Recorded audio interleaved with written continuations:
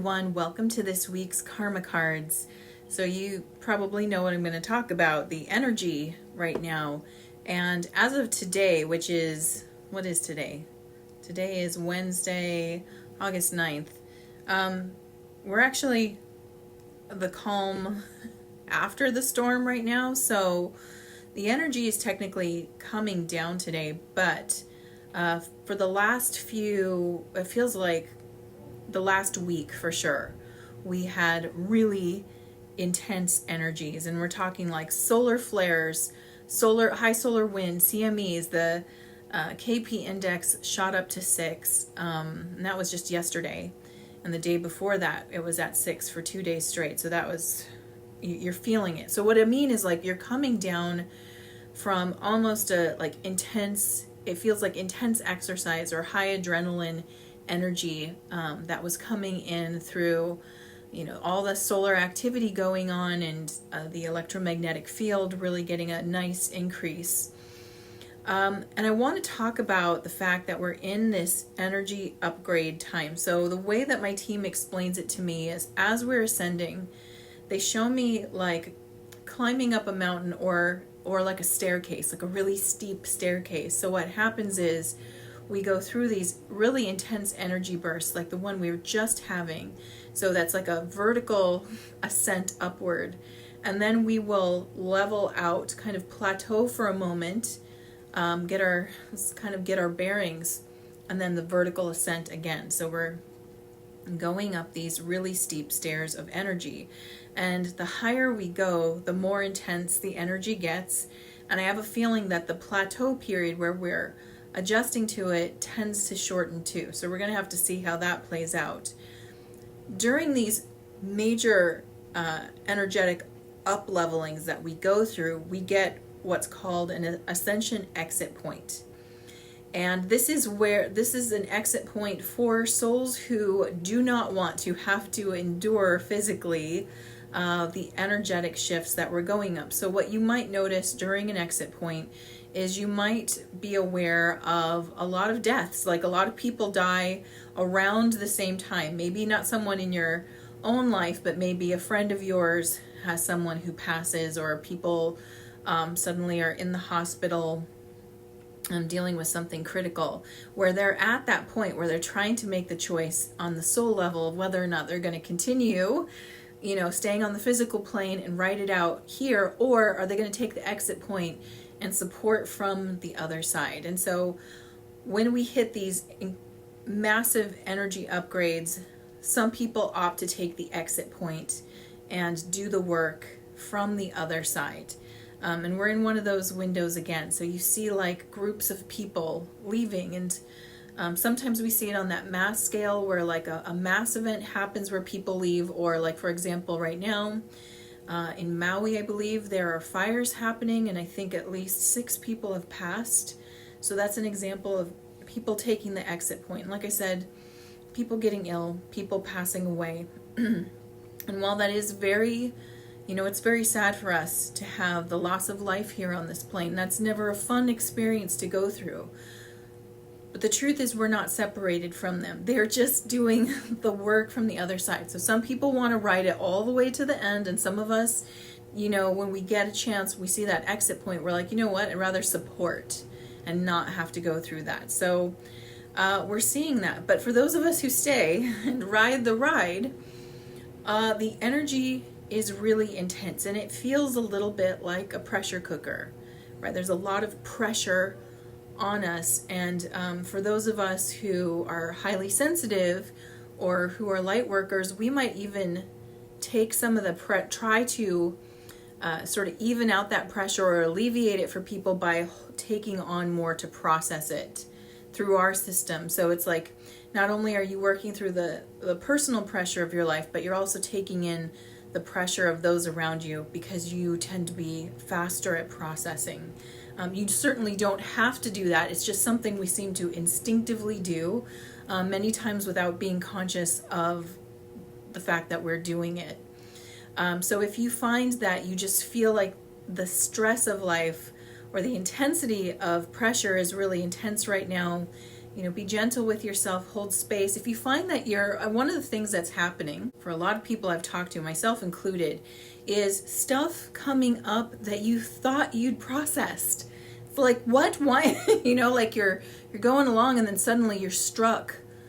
You're triggered, or something's going on. You're very emotional about something that you thought you had worked through. You thought you had wrapped your head around it and you worked through that. And here you are again, feeling that again. And what I'm getting is that because of the pressure situation we're in, it's like all the negativity that's still lodged somewhere in the body. And, the body holds on to emotion for a long time. So we can have emotions that maybe we've processed our current emotional beliefs around whatever the subject was. But if you had it from 10 years ago, that could be stored in the body. If you had it from childhood, it's stored in the body. And this period is, like I said, it's like pressure, and it pulls the negativity out. And so you might find that you're having a reoccurring moment with some deep held pain. That doesn't mean you didn't do a good job processing. It doesn't mean you didn't even process it before. It just simply means like this is the remnants coming out. Now, on a collective level, you're going to see negativity increase in the world. And again, it's because what's happening to us individually is also happening to us collectively. So as we feel that pressure, as we're going up higher in frequency and this pressure is happening, the negativity that's in the collective also comes up and out. And so, this can take many forms. I can't, assume to know like what forms it's going to take, but you might notice just a more negative tone in general, more pessimism, more skepticism, more, just people working stuff out. And again, at this time, we're also inside that Venus retrograde, which is about us working on relationships. So again, when you're doing the internal work, or internal work is happening, if stuff's coming up, people who are conscious of it will recognize, oh, that's the stuff I need to clean up. That's the work I need to do. Those who aren't conscious of it will project it and put it on someone else and make them feel like this is their fault or you did this, right? So it's not an easy time to be going through this, and I've definitely felt it. Today was a hard day. It was hard to get to this. I'm doing great now that I'm here, but I felt that processing really intensely this morning, and it's so interesting because, again, nothing really specific was going on, but a lot of heavy emotion coming up and out. And so when that was happening, automatically in my mind, I'm like, okay, here's the things I'm going to do. I'm going to, reach for things that I know will support me on an emotional level, on a mental level, and that will uplift me. And as I kept following that thread, it was like, okay, I'm going to listen to this audiobook that I find really helpful. Now I'm going to take a cold shower, and I get these little moments of, oh, there he is, there I am. I feel so much better. That fixed it. And then it would come back up in a wave again. And so I'd do my tapping, and finally I got to meditation, which is like, okay, here I am, I'm meditating. I had like an ice pack on my eyes. I'm sitting there and I'm listening to my meditation, and the meditations I use an app called, it's not called Synctuition anymore, but it used to be. Now I think it's called Mind Spa. But there are these guided meditations, and they're like surround sound, and it's like you're in nature. It's very cool. And so at the beginning of each meditation, there's a little preamble about here's the topic of this meditation, and then you go in and meditate. So I'm meditating, and all of a sudden in the middle of the meditation, the episode switches and it changes to a new meditation starting. So the preamble starts, and I swear I know it was my team because I felt the full body tingles as I was listening, and the message was so spot on for how I was feeling. And I want to share that with you because I feel like that message was so potent and powerful. And the message was about the fact that every seed, so like a tree that drops seeds, all the information about the tree that is to come is in the seed. It's all blueprinted. It's all right there. But if you were to leave that seed out on a kitchen table, nothing would happen. You'd only have a seed. It's only when you take that seed and you plant it deep in the earth, and the pressure of the earth interacts with the seed, that the seed begins to grow into its potential. It starts to become what it was always meant to be, which was this beautiful tree. And so this metaphor represents you as well. You are also coded with your blueprint, with your potential and your destiny. It's already within you. You are the seed. And so you came here to be in this life. And life, just like the earth is the pressure on the seed, life is the pressure on us. And so that stress that you feel, that's not something that's done to you to work against you. It's actually the soil in which you grow into your potential, right? So no pressure, no diamond is kind of another way to say that. And so the stressors of life, the pressure that we're going through, is actually the catalyst for you to grow into your potential. And there are some days where the pressure is going to be intense. You're really going to be feeling that pressure. And your job is to grow through it. And I hope that message brings you the peace that it helped bring to me. It's an interesting point because it's not about trying to get rid of the pressure. The pressure sometimes is going to be there, and the pressure is going to be immense. Grow through it and see it as a catalyst that's in service to you rather than something working against you. That there's a second part to that. And the second part of the message that my team had to share for me about this feeling of pressure that we're under, whether you're feeling it right now or not, is to remember that the days where the pressure is intense, where it feels unbearable, remind yourself this too shall pass. And if you're focusing on that, the fact that you can't be in this state forever, it's impossible actually to be in that state forever. It helps you to cope, but it also helps to make it pass faster. It's just you're focusing on the fact that you can get through this. You can get through the next 10 minutes. You can get through the next 24 hours.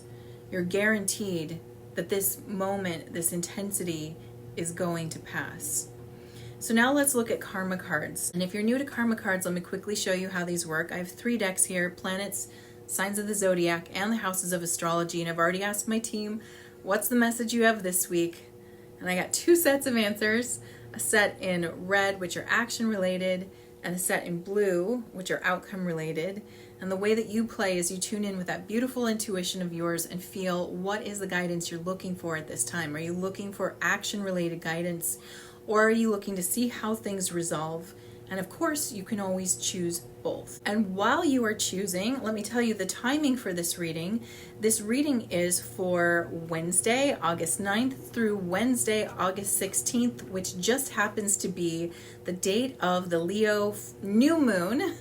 And if you'd like to join me for the new moon spirit circle, I'll put the link in the description below, or you can go to this link here, and that way we can get together, talk about the messages coming through the cosmos, focus on what we want to manifest, and of course do some psychic Q&A. So I hope you check that out. All right, the flavor of this reading, we've got Pluto. Pluto, I would say, is definitely the pressure planet. It's like all P words. Pressure, power, purge, Pluto. They all go together. So Pluto, it represents, the god of the underworld, going deep.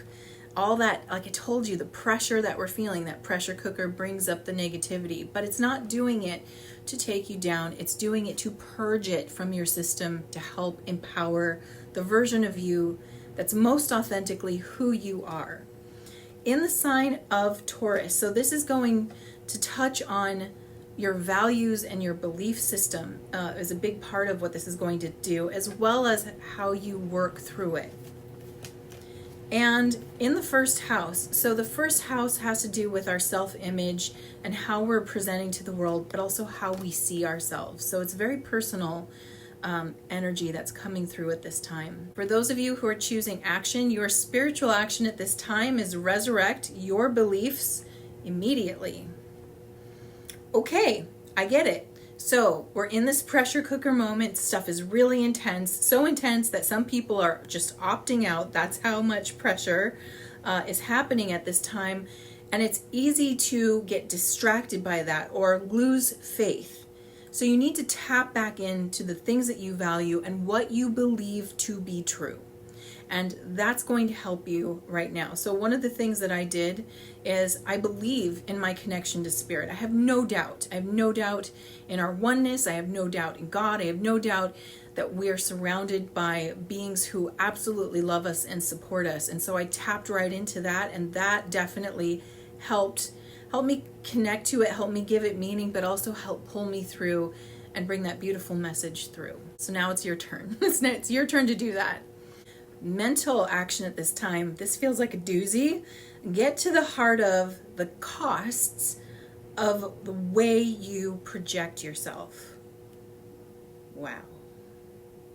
Okay, the reason that feels like a doozy to me is because our experience, our perception is very much based on who we believe we are, right? If you believe that you're a very analytical, logical, grounded person who is very set in reality, right? That locks you into a frequency that only allows you to see things that align with that. If you believe that you're a super cosmically connected person it locks you in. You get locked in by your belief system. Sometimes those beliefs can be helpful. Like if you see yourself as open-minded, as an example, sometimes that can be helpful. Sometimes it can be harmful because it can lock you into a point of view that does not allow you to expand. And so I'm not saying being grounded or, a critical thinker or reality-based necessarily locks you into anything. Those things can actually be very helpful. And I would actually say I would try to, if I was consciously like picking pieces of like, this is who I am and here's all the pieces I'm going to make, I would consciously grab things like critical thinker, but I'd also take open-minded and I'd try to put them together, right? Giving me the best of both, right? Giving me access to both hemispheres. So getting to the heart of the cost of what you project yourself to be is seeing the ways that you help yourself expand and seeing your limits, because our perception is also locked in literally to our reticular activating system, or the RAS, right? That's our mental filter. It filters out information that is unnecessary, that is not a match to your perception. So even if there was like purple monkeys from space flying all around you, this is so effective that it could literally, that's unnecessary information. That information has no place in your brain because there's no spot in you that's open to the idea of that. So even if they were happening, it's like, we see this happen in real life. I'm using an extreme example, but there are some people, they're open to seeing detail or they're open to seeing nuance, that they're like, how did people not catch this, right? How did people miss this? Where other people are like, what are you talking about? That's not even relevant, right? We live it right now. We're having simultaneous parallel dimensions happening right now where we can witness each other, each of us in our own dimension, and perception is the key to moving through these dimensional states. And so we can be right next to each other viewing the same thing and having a different experience of it. A great example of that is, the 5 men and the elephant. Granted, they're all blindfolded, but based on what they're touching, they're having an experience. One feels the tail but thinks it's a rope, so they're like, this is a rope. Another touches, the tusk and says, this is a stone or something like that. So again, we want to be aware of our own biases, our own beliefs, and our own perceptions, and we're being asked right now to observe, like be honest with ourselves about how we view things, and then ask ourselves, is this a limiting belief? Is this, if I believed, if I believed that everybody succeeds in life but me, everyone's going to succeed but me, let's say that's my belief. And I really believe, I keep telling myself that, I keep seeing, then I keep creating that experience, mostly because if I'm holding that belief, how hard am I going to try? Right? So it's a self-fulfilling prophecy, but nevertheless, I'm creating that. And what I'll do is my brain will filter out any success I have. It won't clock it. So I could, sell a whole bunch of artwork, but my brain will be like, that's not important information. That doesn't It's not going to be clocked by me. I will call it a fluke. I'll write it off. I'll do something because my focus is everybody else is successful, not me. And it's a self-fulfilling prophecy. So it's asking us to get clear. It's asking us to get clear. So if I were to get clear on that, and let's say I was being really honest, I'd be like, that's a shitty belief. I am creating something where I can't win. And there have been good things that some people would actually say are successful, and I can't acknowledge it. So maybe it's time for me to really get over this and really do the work to change that belief. Physical action at this time. Do or die. You must use the most direct way and do it on your own. So there's a lot of urgency in this reading. We've got Pluto, that's being very urgent. We've got the first house that's ruled by Aries, also a very urgent sign. What it wants you to know is you got to look within yourself right now, right? This is you doing the work, looking inward. And it is key to the growth at this time because it will set you free from your suffering. So if we actually spend time to observe the thoughts that are creating our suffering and dismantle them and go, wait a second, would I talk to anybody else like that? Would I accuse anyone else of never being successful, the rest of the world? Would I ever give that to someone? And if the answer is no, I would never give that to anyone else. You have to question why you hold on to it. And this is critical because your suffering increases the higher we go. The more we're holding on to the negative thoughts, the negative beliefs, the self-limiting, the lack of forgiveness, the harshness, the criticism, all of that, the longer we hold on to that, the higher we go in frequency.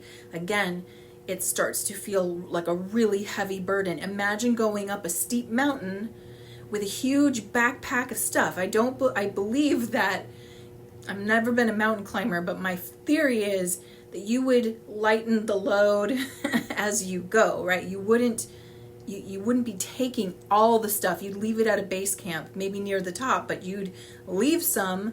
To get to the top, you need to lighten the load. And this is what this is about ultimately, is if you are suffering, if this is hard, if the weight of the world feels like it's crushing you, if your internal world feels like it's crushing you, it's time to take some of this out of the knapsack and leave it behind now. And maybe this is work that eventually you do with someone like a therapist or a coach, whatever would be appropriate for your situation. But right now, you need to look in your backpack and see, what is it I'm carrying around? Because on days like this is an easy day to look at it, actually, because it's going to be right up near the surface. All right, so now let's look at outcomes with Pluto in Taurus in the first house of self and self-identity. Spiritual outcome at this time is the need for control of resources to maintain who you are.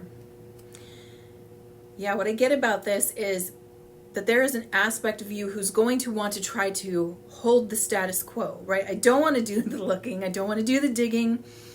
I don't want to let things go. I just want things to, I had the balance before and I want to maintain that.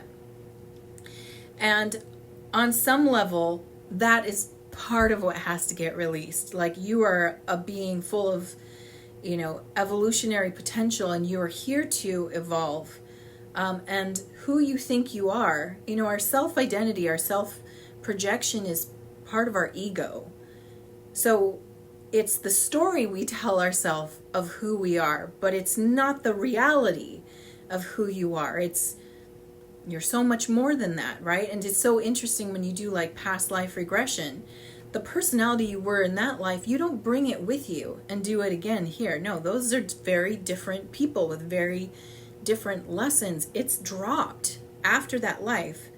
That's not who you identify as at all. But there is a main character who's playing all these roles. So you think of your soul almost like the actor putting on the different costumes, right? This is saying, I want to keep my costume on because I understand this costume, and this costume gives me comfort and I know what it is. So that's the control part of it, is I just want to maintain this. But the reality is, that's not what's moving forward. The actor, the soul behind it is what moves forward. Mental outcome at this time, an obsession with the practicality of your desires. So that so hard to say the word obsession today. The obsessive part here is, again, I feel like there's this power struggle between you and yourself, right? It might be the ego and the soul, right? The ego is holding on. The ego is trying to justify everything in the knapsack, right? No, we need this rope, and we need this sleeping bag, and what if it, what if this happens, and what if this happens? It's like, I need everything here, and I'm not really willing to let it go. And so what I'm getting right now is there is that feeling of like, no, it's like, well, if I just said that I could be as successful as everyone else, what happens when I fail? How do I justify that? How do I justify the fact that some people got it easy and I didn't, right? Like, you can hear the ego spin as even my ego is like, whoa, as I'm talking about this, because it's like, oh, that's a lot to do. That's a lot of adjustment. And right now, just within this energy, it's like, first, it's exhausting energy because it's really intense, but also it's kind of prime time to do it because it's right there. It's right at the surface. Yeah, it's intense. Yeah, you're having thoughts that are bringing you down. Why not look at those and ask yourself, how is this serving me? Like, are you happy with that story? Are you happy with that perception? Is that bringing you the security and joy and expansion that you believe it is, or is it really a self-limiting idea? And again, this work is probably some of the hardest work, because what you're doing is you're sort of breaking down self-concept to self-actualize, to like let more of who you really are come through. And many egos hate this because it creates ego death. It creates dark night of the soul. It's like you're almost resistant to it because the ego in you knows that it's like walking towards its own death, and it's going to fight like hell not to, which means you're going to want to resist this so much because doing this work feels like more pain than pain relief. And yet the things that you feel like you continuously struggle with, the suffering that you feel like you continually have, is all tied to those beliefs. And until we look at it, until we face it and address it and name it and see it, and then make a choice about whether or not this is helpful or not, then we're kind of doing the same thing over and over again. To create a breakthrough, you do have to do this work. And it's just, at this time, it's just a struggle. But again, this too shall pass. Struggle will pass. Physical outcome, a power struggle resulting from the productivity of your actions. So what it's showing is that there's a good chance you'll take on this challenge, right? And you're like, great, I'm going to look in my knapsack, my proverbial knapsack, and I'm going to start looking at the things I carry around with me every day. And I'm going to feel the weight of this, and I'm going to go, is this going to help me, or is this too heavy to carry now? Because the higher I go, the heavier this thing gets. And so we're doing that. And again, the ego it's like, no, we need that because why I packed that on purpose, and if we take it out now, then you climbed this entire mountain with it. Now it's useful, and what was the point, right? You can hear the resistance to it. But the good news is like, I get the sense that, yeah, you're going to hear that, but also you're compelled now to lighten the load. And I think if you focus on, I'm lightening the load, I think it helps you take action to do it. But it's not necessarily a clean activity. And what I mean by that is it's like, usually like if you were to declutter, you feel better, you feel lighter, right? You're like, okay, like after a little bit of it, you're like, no, this actually feels good. I feel so free. I feel so light. That feeling isn't really, we don't get the payoff right away this week. I think the payoff is coming. Like they said, this part passes. I feel like right now is we're in the beginning of it. So therefore there is that real strong resistance to letting it go all the way through. there's a payoff. The payoff is that the load gets lighter, and ultimately that makes the journey the rest of the way up much easier. And so as you're feeling it, as it's coming up, try to sort through it with the intention of, I'm lightening this load. I don't have to carry this anymore. I just have to make a decision about it. And the decision might be a struggle, but the payoff is worth it, right? Ultimately, there's a lightness and peace, and that suffering can come to an end, whatever it was about. So I'm right there with you. And, I'm going to keep positive. I'm going to keep focusing. I'm going to keep doing the things I can do to help the nervous system, because the nervous system will help you move through it. So any kind of regulating you can do. One I've been really focusing on lately because it's so simple and just so easy. It's called the butterfly hug. So you kind of hook your thumbs like you're doing a butterfly, and you rest them on your chest, and you just pat like this. And that helps to regulate your nervous system and help balance the hemispheres in the brain. You can do this listening to binaural beats, which I have been told actually it's like syncing up even faster. And there's so many other things you can do. I find this one to be gentle and easy. If you don't like to hook your thumbs, if that feels weird, you can do this, just tapping. Oh, it feels so good. So try that as you're going through this process, and see if it helps you regulate and just move through whatever the ego is going to do while you are raising your frequency. Sending you so much love. Mwah.